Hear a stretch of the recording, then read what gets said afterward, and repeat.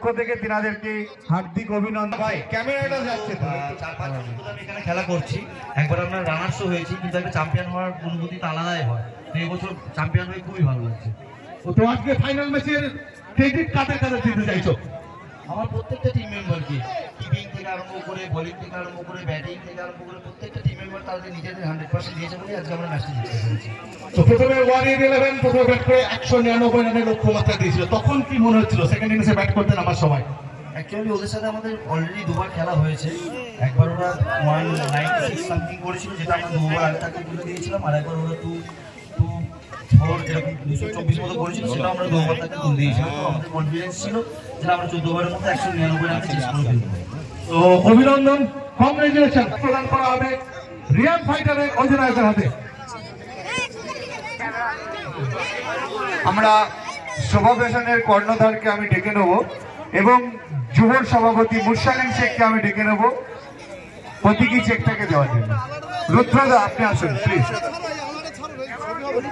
মুরসালিম শেখ আপনি আসুন।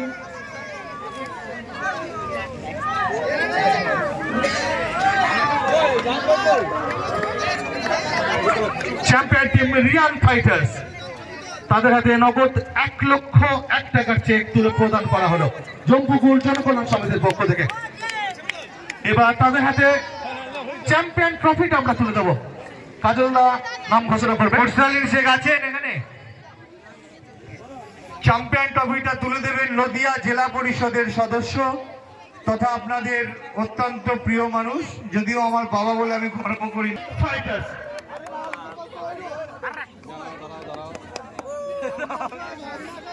একবার জোরে হাততালি হয়ে যাবে রিয়ান ফাইটার্সের জন্য। রিয়ান ফাইটার্সের জন্য একটা জোরদার হাততালি। রিয়ান ফাইটার্স জিতে, রিয়ান ফাইটার্স জিতে। রামদা সামনে আসো, এই রামদা সামনে আসো।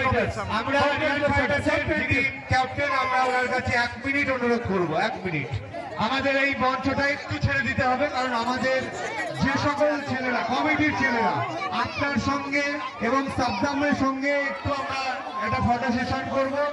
আমরা দুটো ট্রফিকে একটু চাইছি, আপনি সাবধাম হোসেন একটু আসুন, আপনাদের সঙ্গে আমাদের ছেলেরা একটা ফটো তুলবে, কারণ এটা আমাদের কাছে একটা স্মরণীয় একটা দিন, আমাদের কাছে একটা মূল্যবান দিন। আমি সাবধাম হোসেনকে রাখবো, আপনাদের ট্রফিটা নিয়ে আপনি আসুন এবং আমাদের সকল ভলেন্টিয়ার্সরা যারা আছেন বা আমাদের কর্মকর্তারা আপনাদের সঙ্গে একটা ফটো সেশনে সামিল হবে। সাবধাম হোসেন, আমরা একটু ওয়েট করাবো, কারণ এটা অনেক না, বা আপনারা যে আমাদেরকে সুযোগ করে দিয়েছেন, আমরা আপনাদের কাছে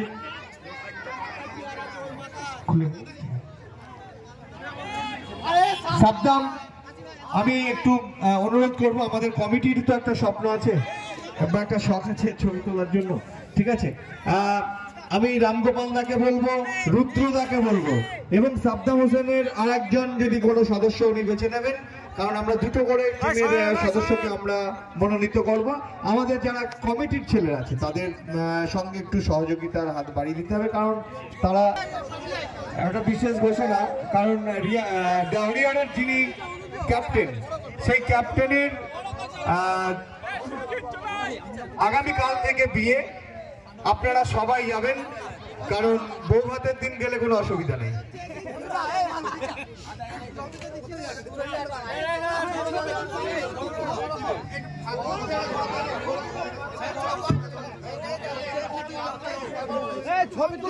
আমি প্রত্যেককে অনুরোধ করছি একটু আমাদেরকে সুযোগ করে দিন। তুই তো সব ছবি তুলেছিস, তুই তোর ছবি লোকে তুলুক একটা।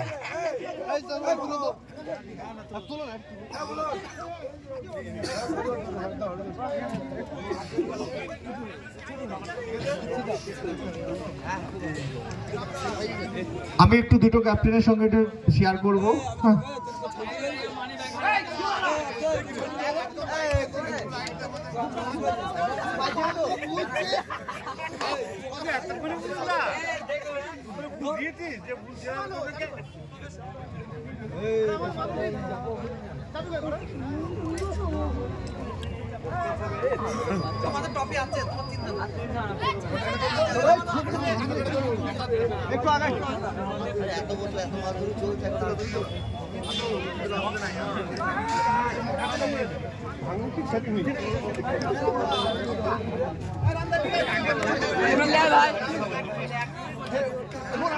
একটা মানি চালানোর ক্ষেত্রে যে একটা কমিটির তো একটা সিদ্ধান্ত থাকে বা তার একটা সত্তা থাকে।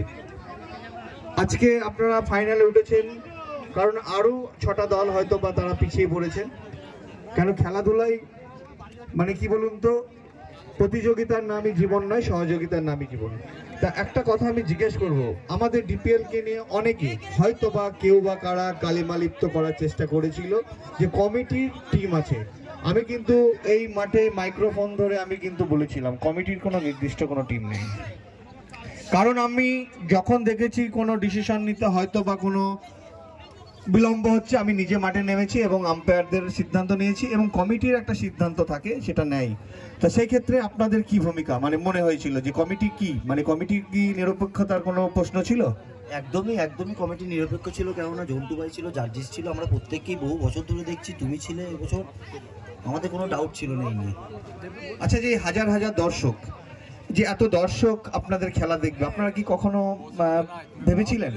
একদমই আমি আশা করিনি, কারণ বিগত 4-5 বছর ধরে খেলছি। এবছর দেখলাম দর্শকটা খুবই পরিমাণে বেশি, মানে জায়গা দেওয়া যাচ্ছিল না।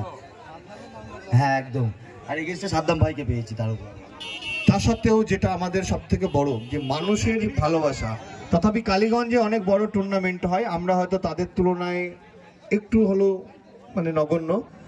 যাই হোক, নিজেকে বড় বললে হবে না, কারণ মানুষ সেটাকে প্রমাণ করবে যে কত বড় টুর্নামেন্ট হয়েছে।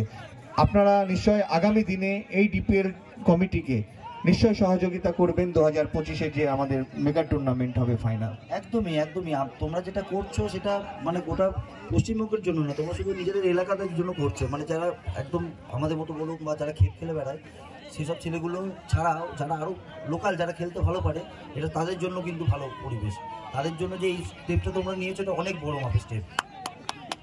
আমি রানার্স দলের টিম সাদ্দাম হোসেন যেটা ক্যাপ্টেন, বন্ধুকাম মানে কি বলবো ভাই, আমার খুব কাছের। সব থেকে বড় কথা হচ্ছে কি একসঙ্গে পড়াশোনা করছি। তা সাদ্দাম, তোমার কাছে কি মনে হয়েছিল জম্পুকুর জনকল্যাণ কি স্বচ্ছতার সঙ্গে কি এই টুর্নামেন্টটা পরিচালনা করতে পেরেছে? একদম ভাই, একদম আমাদের খুবই ভালো লেগেছে। আর এমনকি প্রত্যেকে তো চেনা মুখ, পরিচিত মুখ, সব থেকে কাছের মুখ সবাই। আর এখানে আমি কোনো রকম খারাপ কিছু দেখিনি, এখন আশা করিনি, এখানে সব সময় ভালোটাই দেখেছি। যাক, একটা কমিটিকে যখন তার দায়িত্ব পালন করতে হয় সেখানে অবশ্যই তার মেরুদণ্ড, স্বচ্ছতা সবকিছুই কিন্তু ঠিক রাখতে হয়। সেই ক্ষেত্রে জম্পুকুর জনকল্যাণের যে 21টা ছেলে তৎসহ যে আম্পায়ারগুলো ছিল খেলা পরিচালনা করেছে, তারা কি কোনো রকম, তাদেরকে দেখে কি মনে হয়েছে? একদম সবাই পরিশ্রমী ছেলে এবং সবাই সময় ঠিকঠাক দিয়েছে এবং সবাই মানে একনিষ্ঠ, মানে যে একটা নিজের টিম আছে বা অন্য কিছু চিন্তা ভাবনা বা অন্য কিছু এরকম কোনো যে সুন্দর ডিসিপ্লিনে একটা খেলাটা হয়েছে একটা। কারণ আমাদের কাছে সব থেকে বড় চ্যালেঞ্জ ছিল এটাই যে আমরা স্বচ্ছতার সঙ্গে নিরপেক্ষভাবে আমরা এই টুর্নামেন্টটাকে পরিচালনা করতে পেরেছি। 8টি টিমের যেমন ক্যাপ্টেনরা আমাদেরকে সহযোগিতার হাত বাড়িয়ে দিয়েছিলেন, সঙ্গে হাজার হাজার দর্শক যিনারা এই মাঠে এসে যিনারা খেলা দেখেছেন আপনাদের, কারণ আপনারা যখন খেলেছেন হাজার হাজার মানুষ কিন্তু আপনাদের খেলা দেখেছে। দর্শকদের উদ্দেশ্যে কি বার্তা যাবে? আবার আগামী বছর এরকম দর্শক আবার আসবে, আবার টিম হবে, আবার নতুন করে সাজবে ডিপিএল, আরো বড় করে হবে। সব থেকে বড় চ্যালেঞ্জ ছিল কি আমার? তবু আমি একটা কথা গর্বের সাথে বলি, এই টুর্নামেন্টের যে অর্থ, যে ব্যক্তিরা আমাদেরকে, যেসব ফ্র্যাঞ্চাইজি বলুন, ব্যবসায়ী প্রতিষ্ঠান বলুন, বিশিষ্ট ব্যক্তিবর্গ যেনারা ছিলেন আর্থিক সহযোগিতার হাত বাড়িয়ে দিয়েছেন, আমি বুকটুকে চ্যালেঞ্জ করছি সমস্ত অর্থটাই এই মাঠে আমি একদম 100% দিয়ে দিয়েছি। এখানে কোনো রকম দুর্নীতি বা কোনো রকম টাকা নিয়ে কোনো রকম মানে যে কোনো কিছুই বলুন ভাবুন, কোনো কিছুই হয়নি, কারণ এটা আমার কাছে খুব চ্যালেঞ্জ ছিল। এবং সর্বোপরি আমার যে 21টা ছেলে এই টুর্নামেন্টে, ঝন্টু সহ যারা এই মাঠে অক্লান্ত পরিশ্রম করেছে এবং যারা খুদে খুদে ছেলে, তারাও আমাদের কাছে একটাই চ্যালেঞ্জ ছিল।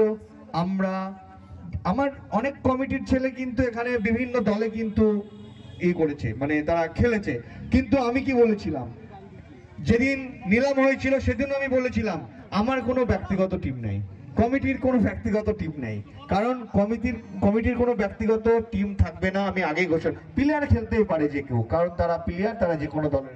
তুই বলে নে, আমি আমার হলুদ মাইকতে হবে। ঠিক আছে, ধন্যবাদ। বন্ধু সাবধানের বিয়ে আমাদের হয়তো নিমন্ত্রণ করেছে।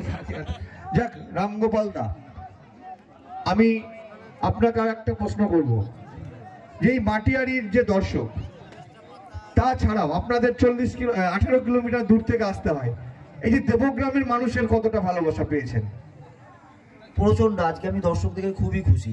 আর আমরা যেরকম খেলা দেখিয়েছি, আশা করছি দেবগ্রামের ম্যাক্সিমাম দর্শকই আমাদের সাপোর্টার ছিল, সেটা আমার দেখেও খুব ভালো লেগেছে। তারা ধরেই নিয়েছিল যে তোমাদের যা টিম আছে তোমরা জিতবে, ফাইনাল চ্যাম্পিয়ন হবে। এই কনফিডেন্সটা আমরা তাদের থেকেই পেয়েছি, দেবগ্রামের দর্শকের থেকেই পেয়েছি। থ্যাংক ইউ রামগোপাল দাকে, বিশেষ করে যিনি এই ফ্র্যাঞ্চাইজির মালিক রুদ্রদা। আমি রুদ্রদাকে একটু ডাকতে চাইছি, কারণ আজিম থাকতে পারে বা দেবগ্রামের মানুষ আপনার পাশে থাকবে না, সমর্থক হিসাবে। আমার